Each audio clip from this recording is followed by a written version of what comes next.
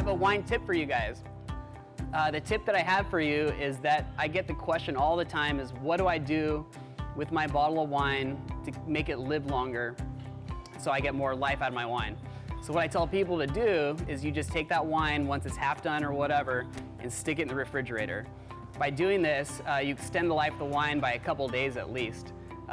Cooling the wine down prolongs the oxidation process. So when you have an apple, for instance, if you cut it in half, it turns brown kind of within a couple of hours of being on your countertop.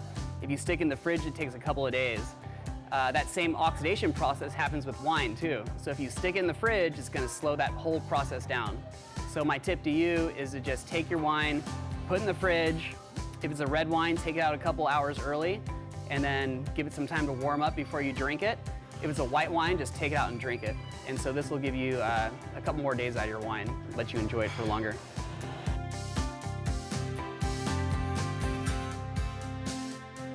So the next tip I have for you is tips on decanting a bottle of wine.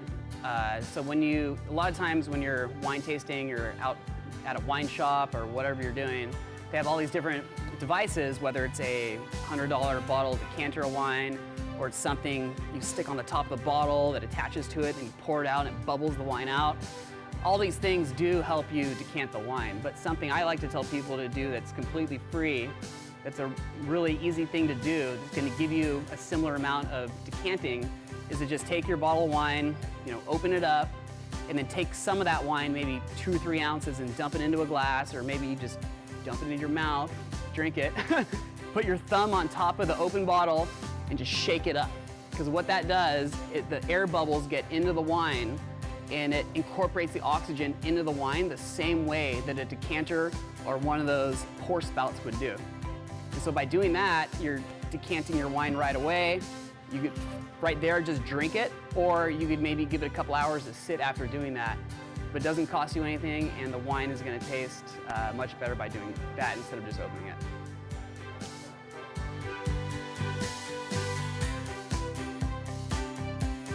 Okay, for this next tip, I'm going to teach you how to open a bottle of screw-capped wine the fancy way. So traditionally with a wine under a cork, you remove the foil, put the cork puller in, pull it out, present the cork to the customer and pour it. With the screw cap, you can have a little bit more fun with it. So what I like to do is I grab the wine bottle with my right hand, take my left hand, put it around the neck of the screw cap, crack the neck open like that, transfer it to the other hand, and then you can take your right forearm and pop the top off, and then once in midair you can catch it and then pour it for your guests. So you cracked it, now I'll go like that, and then pour it for the guest. The other way that, if you're in a restaurant, what they do, crack the top, and then they roll the cap into their hand and then present it to the customer so they're not elbowing people in the face of the restaurant or whatever. But that's just a tip to open up your screw cap bottle of wine the fancy way.